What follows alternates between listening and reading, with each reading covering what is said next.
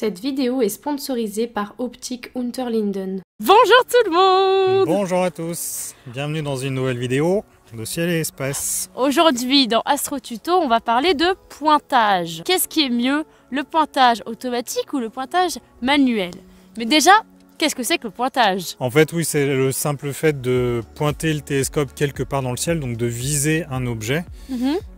Donc ce qu'on appelle pointer le télescope, c'est pas à confondre avec la pétanque, hein. La plupart des télescopes maintenant sont, enfin pas tous, mais il y a beaucoup de télescopes qui sont dotés d'un système de pointage automatique. D'accord. Alors là, le télescope qu'on a derrière nous, je l'ai préparé justement pour qu'il soit capable de pointer automatiquement. Et donc ça prend un certain temps, hein. Il a fallu régler la monture pour qu'elle soit bien pointée vers l'étoile polaire. Après, il a fallu que que je demande au télescope de pointer une étoile, de bien la recentrer. Enfin tout ça, ça prend un petit peu de temps. C'était un peu long comme vous pouvez le voir sur ces images. Une fois que j'ai fait ça, à ton avis, quel est le plus efficace de pointer avec le télescope ou que ce soit un homme qui pointe ou une femme? Oui, enfin, l'humain qui pointe. un être humain. Instinctivement, je dirais qu'automatiquement, ça paraît plus logique, précis et moins fatigant. Mais en te voyant faire, je me suis dit que ça prenait quand même beaucoup de temps. Alors, même si c'est un gros télescope, peut-être qu'à la main, c'est plus rapide. Bah, c'est ce qu'on va voir.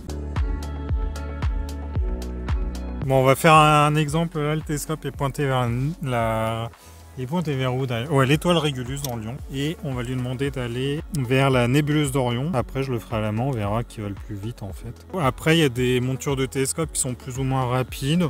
Celle-là, on va dire qu'elle est dans la moyenne, quoi. Il y en a qui sont... Certaines peuvent être plus rapides, mais plus lentes, ça existe aussi.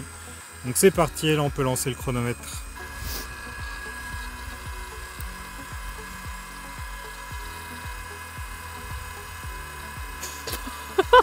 En attendant, vous pouvez vous abonner à la chaîne, hein, n'hésitez surtout pas, là vous avez le temps, donc on clique sur le pouce, on s'abonne, on partage, on commente. Mais il a pris son temps. Hein. Il y a des vaches, elles courent. Ah mais elles viennent nous attaquer. Les aléas du direct, nous avons des visiteuses. Voilà, il y a la nébuleuse dedans. Ok, donc là, la machine a réussi. Ouais, ça va, elle a réussi. Bon, après, c'était pas très précis, mais là, c'est surtout parce qu'on a visé très bas. Maintenant, ouais, je vais le dépointer exprès.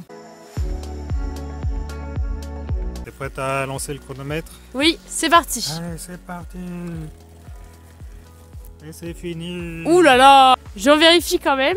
C'est magnifique, bravo. Donc maintenant, ça va être au tour de Solène d'essayer. On peut expliquer déjà, on va utiliser le Telrad ici. Ça présente une petite mire rouge lumineuse. L'intérêt ici, c'est que l'image est droite. Elle n'est pas inversée comme on a dans les chercheurs de télescope. Et ça grossit pas surtout. C'est comme si on regardait à l'œil nu. Et c'est parti.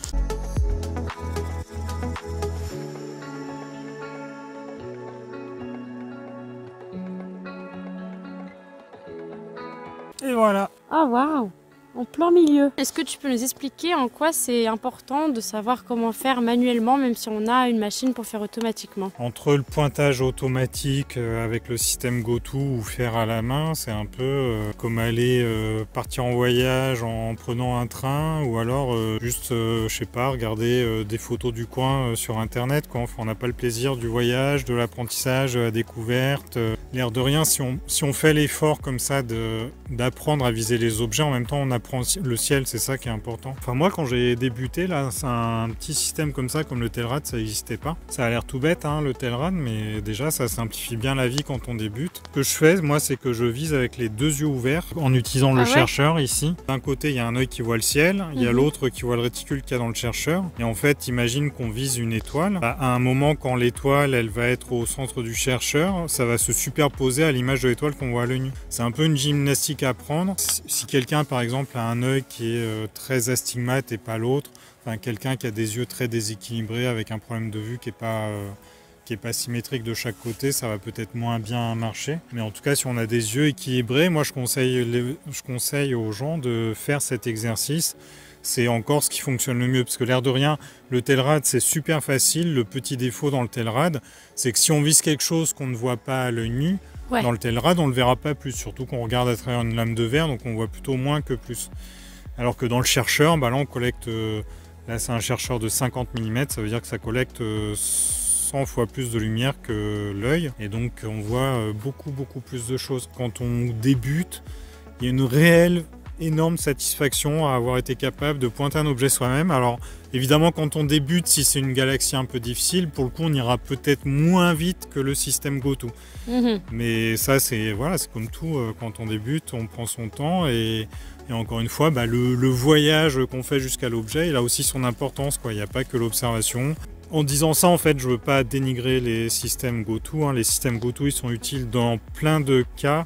Notamment les gens qui font de l'astrophotographie, des fois ils vont photographier des choses qu'ils vont pas voir dans le viseur de l'appareil photo, que le viseur soit optique ou électronique. Donc là c'est quand même une aide assez appréciable en fait si le système de pointage automatique fonctionne bien. Pour rappeler du coup, le pointage, à quoi ça sert? Tout simplement à pointer les objets dans le ciel qu'on veut observer.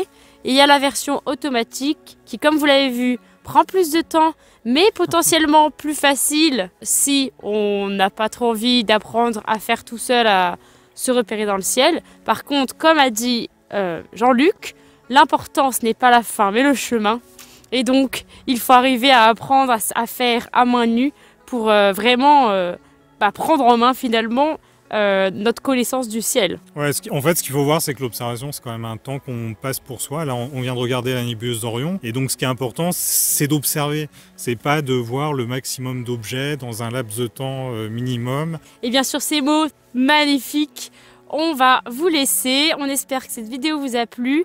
N'hésitez pas à liker, commenter et surtout partager la vidéo si vous avez apprécié. C'est ce qui nous soutient le plus. Et on vous dit à la prochaine dans Astro Tuto. À bientôt et bon ciel. Pour cette rentrée, Ciel et Espace vous offre 6 mois d'abonnement numérique gratuit pour tout nouvel abonnement papier, avec le code NUM 2023.